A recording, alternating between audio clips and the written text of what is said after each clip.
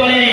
যেমন একজন জগৎ বিখ্যাত ইমাম জালালউদ্দিন সুয়ুতী রাহমাতুল্লাহ আলাইহি সাহাবাগণের পর তাবেঈনগণের পর যদি ইমামগণের লিস্ট তৈরি করা হয় তো 20 জন ইমামের মধ্যে একজনের নাম আসবে ইমাম জালালউদ্দিন সুয়ুতী। বলো সুবহানাল্লাহ। জগৎ বিখ্যাত ইমাম, তিনি হাদিসের কিতাব লিখেছেন, ফতোয়ার কিতাব লিখেছেন।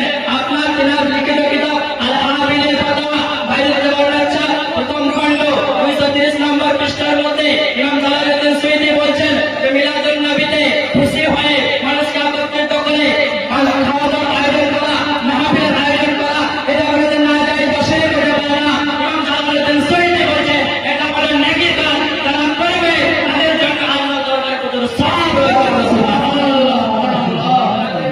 জালালউদ্দিন সুয়ুতী হলো।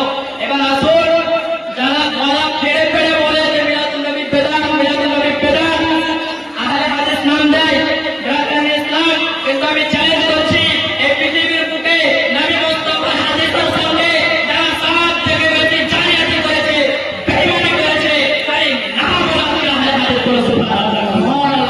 ইসলাম আহলে হাদিস বাইরে পৃথিবীর সবচেয়ে বড় নবী, পৃথিবীর সবচেয়ে বড় ইমাম আহলে হাদিস ওয়াহাবিদের ইমাম ইবনে তাইমিয়া, তার কিতাব ইক্তেদাউস সিরাতুল মুস্তাকিম দ্বিতীয় খণ্ড 165 পৃষ্ঠা ভারত রেওয়ার্ডের ছাপ, এই কিতাবের মধ্যে বলছেন নবী পাকের মিলাদের দিনে একত্রিত হয়ে মানুষকে নিয়ে খুশি পালন করা এটা বলেন না যায় হতে পারে না। যারা এই কাজটি করবে তাদের জন্য আল্লাহর দরবারে কত সওয়াব রয়েছে। তোমার বাপ বলছে যায়, তোমাদের বাপ বলছে যায়, আর তুমি বলছো না যায়, তো বলো তোমার বাপ হারামজাদা, তুমি হারামজাদা। ছেলেরা যারা খাবে তাদের খাওয়ানো হচ্ছে স্কুলতলায়, ছেলেরা যারা খাবে তারা স্কুলতলা চলে যান, স্কুলতলা ফিরতে তাদের খাওয়ানো হচ্ছে। ব্রাদার ইসলাম বলার উদ্দেশ্য হলো মিলাদুন নবীকে নাজায়েজ কেউ করেনি। ইমাম জালালউদ্দিন সুয়ুতী আল হানাবিলের ফতোয়ার মধ্যে লিখেছেন মিলাদুন নবী পালন করা জায়েজ। রাওয়াদানি আহলে হাদিসের ইমাম ইবনে তাইমিয়া ইক্তেদাউস সিরাতুল মুস্তাকিমের মধ্যে বলেছেন মিলাদুন নবী পালন করা জায়েজ। ইমাম সাউদি বলেছেন মিলাদুন নবী পালন করা জায়েজ। ইমাম ইবনে কাসির আল বিদায়া ওয়ান নিহায়ার মধ্যে হাদিস উল্লেখ করে বুঝিয়ে দিয়েছেন যে মিলাদুন নবী পালন করা শুধু জায়েজ না, এটা হলো নেকির কাজ। কারণ মুস্তাফা জানের রহমত মানুষের জন্য রহমত হয়ে গেছে, কিন্তু যারা নবীর কলমা পাঠ করেছে তাদের জন্য নবী একটা খাস রহমত। বলো সুবহানাল্লাহ।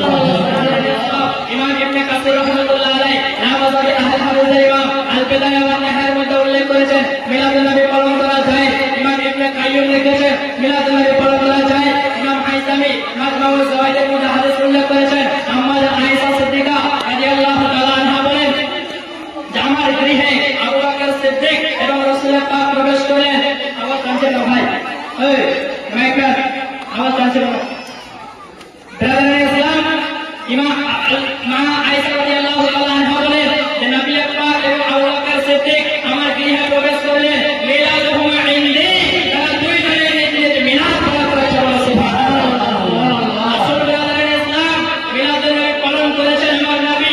এই হাদিস আপনাকে দেব। জালসা সাহাবায়ে কেরাম করেছেন, এই হাদিস শোনাবো। জুলুস সাহাবায়ে কেরাম করেছেন, এই হাদিস শোনাবো।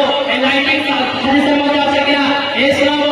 পতাকা লাগানো হয়েছে কিনা এটাও শোনাবো। বলো সুবহানাল্লাহ। তো ব্রাদার ইসলাম কিছু প্রশ্ন হয়, কিছু মানুষ প্রশ্ন করে যে মিলাদ